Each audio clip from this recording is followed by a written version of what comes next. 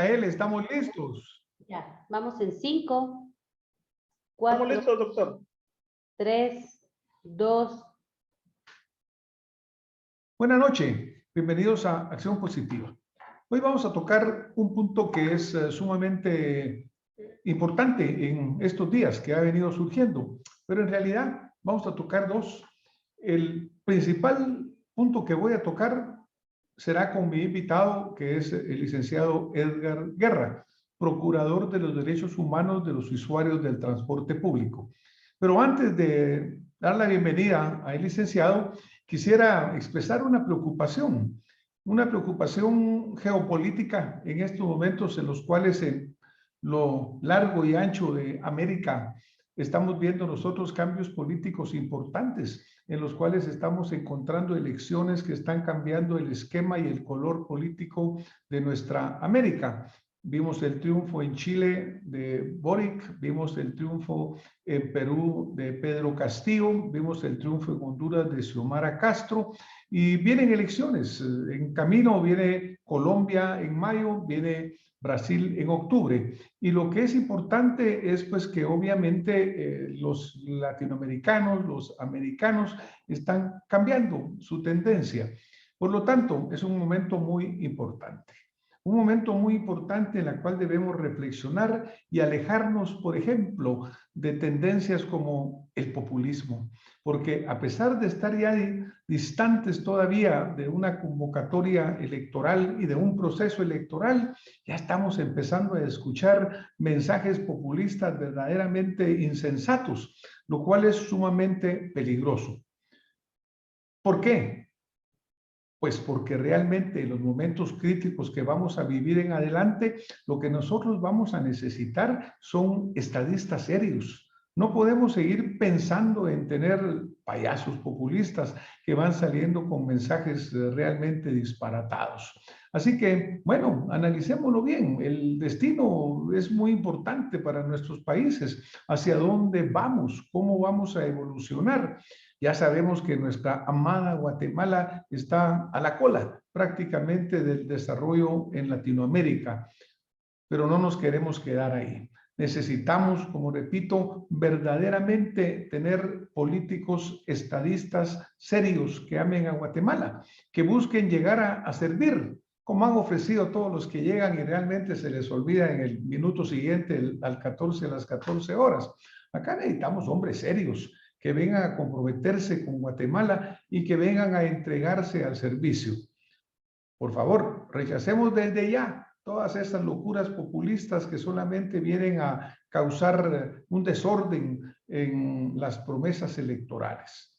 No tenemos más oportunidades, tenemos que hacerlo seriamente.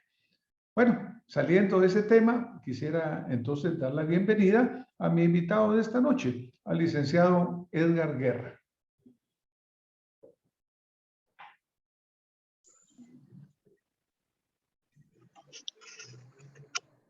Le damos entonces la bienvenida al licenciado Edgar Guerra.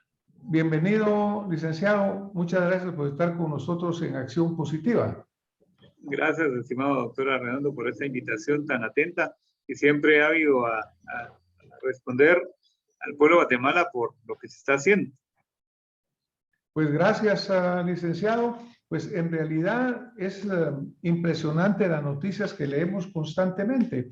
Cuando vemos los medios, la prensa, los diferentes formas de información, por ejemplo, hay un reportaje que estamos encontrando fecha del día 18 de enero, y en esta fecha del 18 de enero menciona que en los primeros 16 días del año han habido 341 personas heridas en accidentes de tránsito y señala incluso que hay 122 fatalidades, lo cual realmente me parece verdaderamente impresionante. Licenciado, ¿qué es lo que está pasando? ¿Por qué estamos cayendo en esta difícil, terrible, diría yo, situación? En primer lugar, creo que hay una desatención de parte del Estado. Ahí no entiendas Estado no solamente de organismos ejecutivos, sino también de los gobiernos locales y de otros entes que no han visto la dimensión que tiene este tema de los hechos viales. o hechos de tránsito, mal llamados accidentes. Pues, hay que partir pues, definiendo qué es un accidente, es algo fortuito, fuera de la voluntad o disposición del ser humano que no puede ser evitado. En cambio, el tema de hechos viales o hechos de tránsito, como se le conoce técnicamente, sí se pudieron haber evitado porque muchos de ellos son temas de desatención del ser humano. Por ejemplo, el no darle mantenimiento apropiado a los vehículos, en este caso el transporte colectivo, partiendo por las llantas, que hemos hecho verificaciones in situ, es decir, en la carretera, y por lo menos el 80% de autobuses tiene por lo menos 3 llantas de las que tienen en uso, pues en mal estado o pésimo estado. Otro es la antigüedad de los vehículos que se tienen en operación. Muchos de ellos ya, el parque vehicular son de hace 25 años. Y eso ya no deberían estar circulando. Por mucho o mejor buen mantenimiento que le den a los vehículos, todo tiene un tiempo de uso o de vida útil para el ser humano. La otra, el tema de la contratación de personal, pilotos, léase, que no es capacitado y no está calificado. Ahí, por X o Y razón o justificación de los transportistas, la más común o más frecuente es por las extorsiones, contratan personal no calificado, nadie quiere trabajar de piloto. Eso es otro tema. Y la otra, pues la poca transparencia y certeza para la obtención de las licencias de conducir, que todo el mundo sabe que afuera de las empresas de San Maico hay tramitadores que le prometen la licencia por 1,000 quetzales, la tipo C. Eso todo el mundo lo sabe, pero no hay autoridad que ponga orden en esto. Por eso es que la cantidad de hechos viales también tiene que ver con esta causa de no tomar en cuenta el tema de la licencia de conducir. La otra, la desatención que han dado y de los transportistas, principalmente el transporte urbano y de carga, en cuanto ahora ya dan en arrendamiento las unidades de transporte.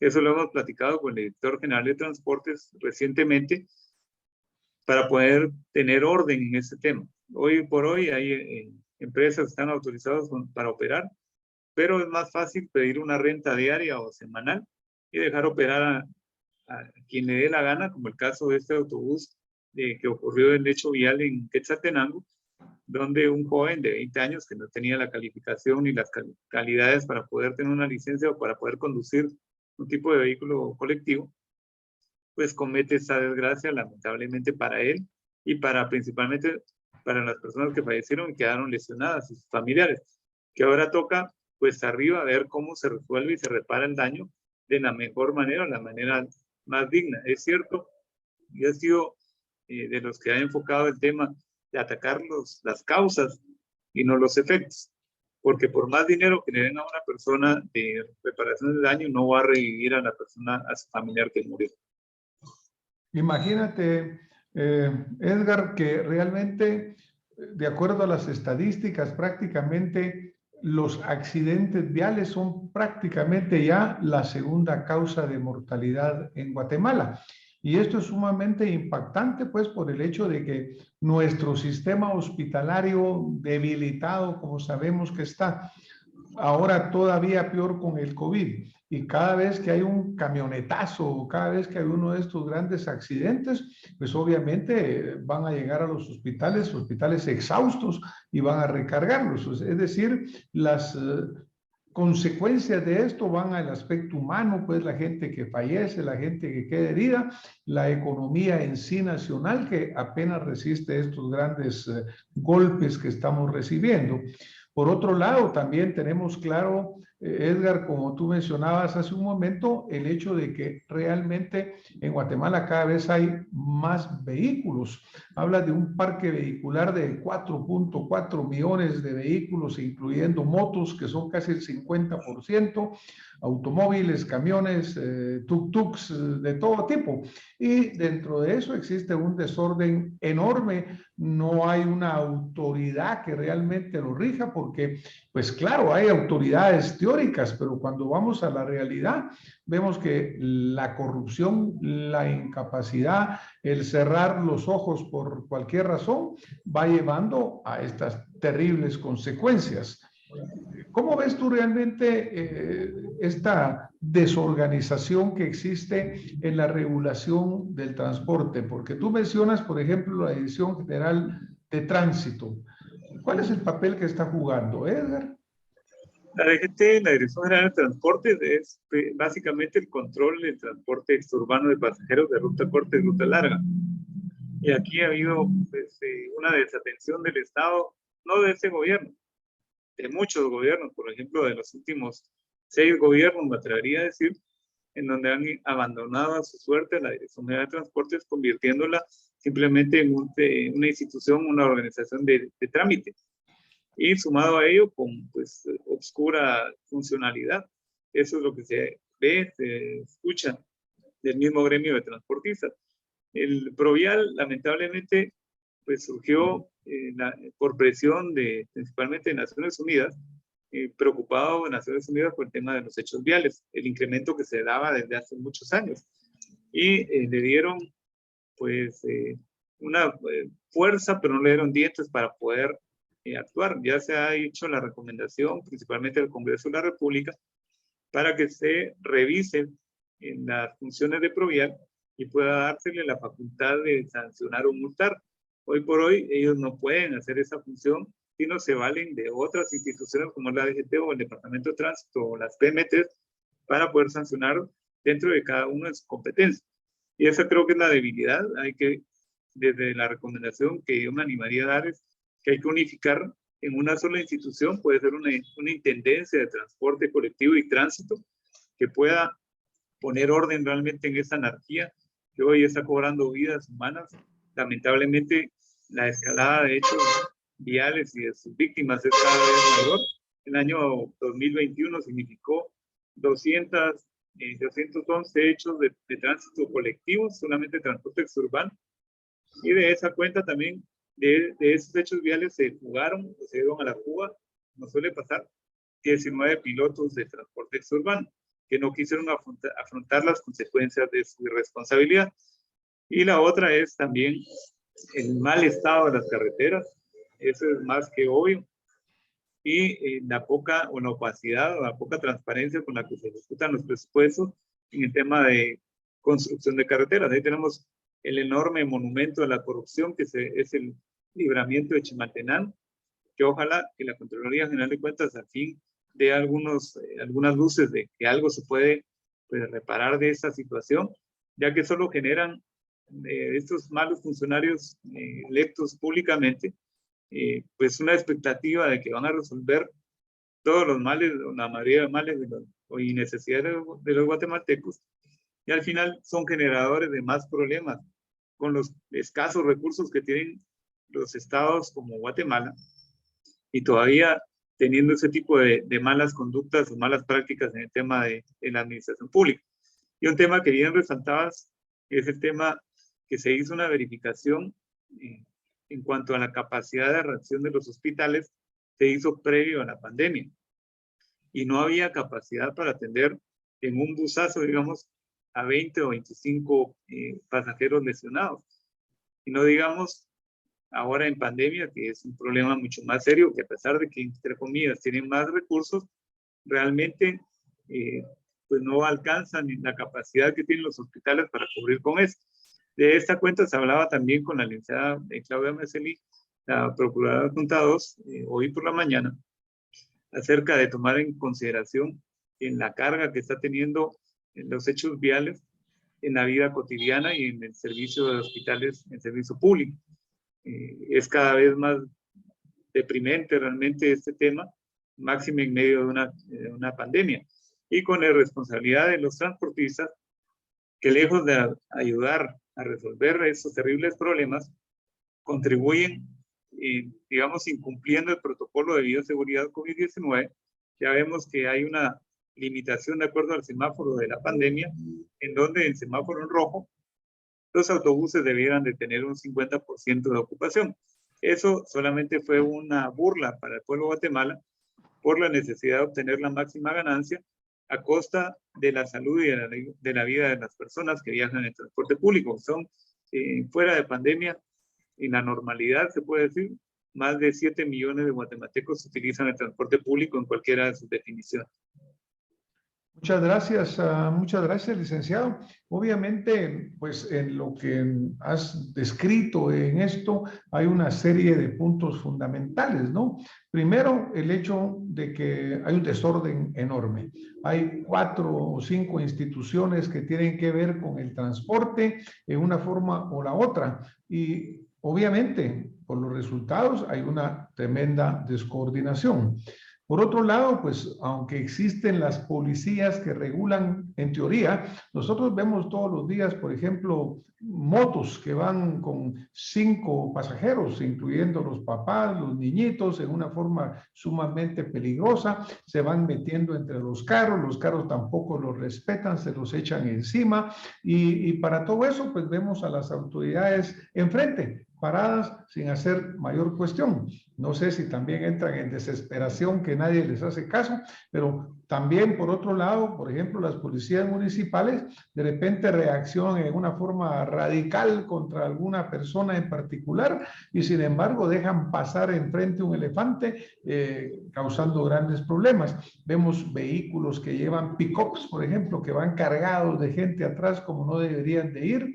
Como te mencionaba, motos que van más allá de su capacidad. Es decir, hay demasiada falta de autoridad y demasiada falta de sincronización, de coordinación de esas autoridades. Porque, por ejemplo, también las carreteras que tú mencionas, llenas de hoyos, obviamente no son para grandes velocidades, de repente se cruzan semovientes que van en la carretera, viene un tráiler que viene desesperado, sin frenos, el piloto cansado porque no ha descansado y nos lleva a esos grandes accidentes. Cuando tú mencionas la parte hospitalaria, muchos de estos accidentes suceden en áreas apartadas, en hospitales que no tienen la capacidad de responder. Pero Edgar, las autoridades que están relacionadas directamente con el tránsito, pues tenemos al Departamento de Tránsito de la Policía Nacional Civil, la Dirección General de Transportes, la Dirección General de Protección y Seguridad Vial, las policías municipales de tránsito. Tú proponías crear una intendencia que coordinara a todas ellas, ¿es así? Correcto, para que no haya esa dificultad de que tiene potestad o no tiene la función legal y que los transportistas en algunos casos han salido por la tangente haciendo ver que cierta autoridad o cierta institución no tiene la función específica o autoridad para poderle imponer sanciones. En ese sentido también, lamentablemente, y me voy a entrar al tema legal, hay leyes anacrónicas que ya no responden a la necesidad actual de la población de normativa. Y todavía peor, la que hay, la normativa, no se cumple. O sea, es derecho vigente, más no positivo. Y derivado de eso, tampoco hay las instituciones que tienen las funciones, tampoco les dan recursos suficientes para poder pues, operar de la mejor manera o de la manera mejor que se pueda, pues, con los escasos recursos que tiene un estado como Guatemala. Y de ello también se trae otra situación, el tema del mal equipamiento de las autoridades. Por ejemplo, hay 74 PMTs hasta el momento autorizadas para operar y muchas de ellas pues operan en unas condiciones paupérrimas realmente, en donde no hay ni siquiera un estándar en cuanto a los agentes de PMT que tengan un salario digno. Hay algunas que pagan mejor, otras el mínimo, otras pagan menos del mínimo. O sea, ese tipo de temas que son de fondo hay que analizarlos para ver qué es lo que nos tiene en esta situación tan tremenda. Y la otra, la desatención de las autoridades, incluso locales, para poner un más aquí. El Departamento de Tránsito tendría que coordinar realmente la función de las 74 PMTs, y ahí vimos con buenos ojos alguna actitud de la licenciada Bolaños hace unos meses, donde ella indicaba que tenían en la mira por lo menos a 6 PMTs que no estaban cumpliendo con su responsabilidad o con la delegación de esa función que le hizo el Ministerio de Gobernación. Habría que sentar precedentes para que los municipios o las municipalidades no agarren el rol solamente de PMTs por las multas, que las multas a veces se convierten también en una trampa engañosa. Ahí tenemos a la Dirección General de Transportes con más de 30 millones de quetzales en multas que no puede cobrar. De eso hablábamos con el director general de transportes, de la posibilidad que ellos hagan un convenio con otras instituciones para poder hacer efectivo ese dinero, no solamente por el dinero. Vamos por un lado a que la gente tiene, en este caso los transportistas y pilotos, que entender que no pueden seguir de la misma manera. Y la única manera que les duele es tocándoles la bolsa. Y la otra, esos recursos pueden ser recursos privativos que pueden servir para fortalecer las instituciones que están cada vez más débiles. Pues muchas gracias, Edgar. Obviamente uno quisiera tener un transporte público que fuera en óptimas condiciones, que las unidades estuvieran bien conservadas, bien cuidadas, que los pilotos tuvieran horarios razonables para que no estuvieran agotados, sobre todo en el transporte extraurbano de rutas largas, tal vez menos en rutas cortas, pero se escucha muchísimo pues que los pilotos son en alguna forma abusados también en sus horarios, tienen que salir temprano, trabajar hasta tarde y volver a salir de madrugada, es decir, en muy malas condiciones físicas. Ahora, todo esto también depende pues de esa regulación, que se habla mucho de ejecución, que el piloto va mal, pero le da algo al policía que lo para y sigue de largo, o que el policía se hace de la vista gorda, o que el transportista lo comenta con las autoridades, y entonces todas esas leyes o regulaciones que aunque son imperfectas, sí existen, igual no se cumplen.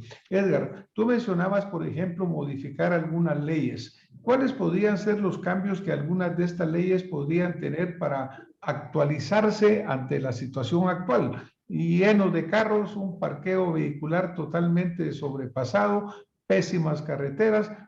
¿Qué leyes o qué reformas legales contribuir a tener un transporte público y un transporte colectivo y un transporte particular más seguro? Primero sería la ley de transportes que data de 1945. Obviamente no contempla los aspectos de los avances tecnológicos.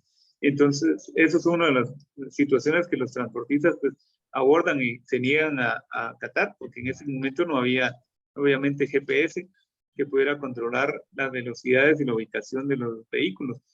Se ha estado indicando o recomendando que el GPS es una herramienta que podría servir muy bien para evitar hechos viales, donde el que no quiera pues, aceptar la ley, le pone limitadores, pero del GPS, de la velocidad, no un limitador físico como tal que requiere una instalación extra, y podría sancionarse, multarse de una manera, digamos, sin la discreción de un agente de policía. Que no, el vehículo iba a 120 kilómetros y va la sanción inmediata al vehículo que va infringiendo la ley. Ese tema también, el de capacitar y profesionalizar a los agentes, pero ya en ley, constantes preparaciones, que sea un requisito para poder ellos optar a una carrera de servicio público, del servidor público. Y la otra que está obsoleta es el reglamento de transportes urbanos de pasajeros por carretera, en donde todavía permite vehículos de 25 años de antigüedad. O sea, eso resulta como nunca querer resolver la problemática. Y el tema de las multas, que han acumulado sanciones de años, y simplemente lo que se llega a hacer por parte de las autoridades en su momento es exonerar del pago de las multas. Entonces, eso se convierte en un mal mensaje para las personas que tienen las multas por parte de las autoridades. Y eso se convierte en un juego realmente. O podría haber detrás algún tema de corrupción, que le exoneran la multa y por otro lado va dinero que corre para los funcionarios públicos. Entonces hay que evitar eso, hay que poner el tema de los radares de velocidad, que eso es importante también, pues no hay ninguna ley que lo contemple más que el decreto 45/2016, el tema de la explotación ilegal de transporte colectivo en el mismo ordenamiento legal, que sería la ley de fortalecimiento de la seguridad vial, pero que no se ha hecho efectiva.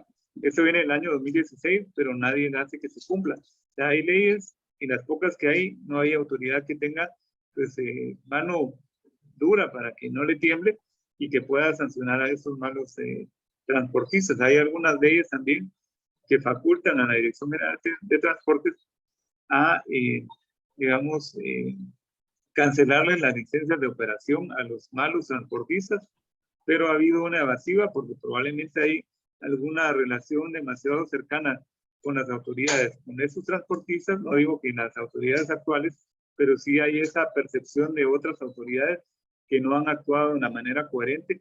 Y hay que recordar que ese dinero que ellos se ganan con la corrupción, en este caso es dinero con sangre de personas inocentes que confiaron en un sistema de transporte que es público.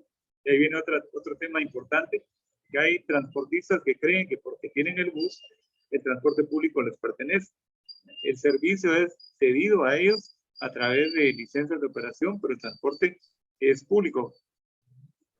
Muchísimas gracias, licenciado. Realmente es una exposición muy clara. A mí me queda muy específico el punto de que realmente en el desorden que priva actualmente, aunque existen regulaciones, primero no hay una autoridad que realmente la haga cumplir. Y yo creo que una de las recomendaciones más importantes que estoy escuchando en esta presentación es el hecho que es necesario crear una autoridad que sea la que coordine con autoridad el funcionamiento de las otras, porque he escuchado muchísimas veces, licenciado, el hecho de que existe la norma pero no se cumple, existe la multa pero no se cobra. Entonces prácticamente, como en otras áreas de la vida pública en Guatemala, existe la impunidad sobre lo que se está realizando.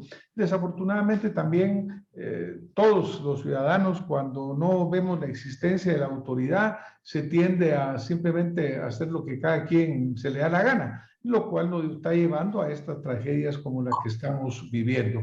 Licenciado, tenemos un minuto para que usted pueda darnos un mensaje final sobre cuál sería la recomendación que quisiera dejarle a nuestra audiencia esta noche en Acción Positiva.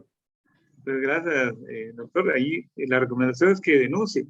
La única manera de dimensionar el problema es denunciando, que es el número 1555 de PDH, que es un call center de 24 horas del día, todo el año, en donde podemos recibir la denuncia aún anónima, pero lo importante es, digamos, dimensionar el problema para que las autoridades no digan, bueno, ¿cuántas denuncias hay?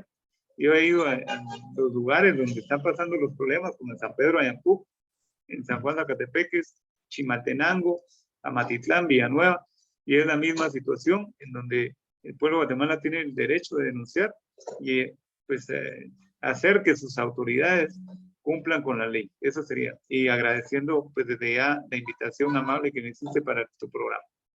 Muchísimas gracias, Edgar. Realmente yo también una admiración y un respeto para ese trabajo que has venido haciendo al frente de la Procuraduría en los Derechos Humanos en defensa de los usuarios del transporte. Es una labor de años que has venido realizando y creo que la reconocemos y la admiramos. Hay que seguir, pero las autoridades tienen que poner su parte. Tenemos que integrar esa autoridad y cada ciudadano respetar la ley. Muchas gracias por haber estado con nosotros esta noche. Muchas gracias a quienes han escuchado este programa y nos vemos la próxima semana con más Acción Positiva.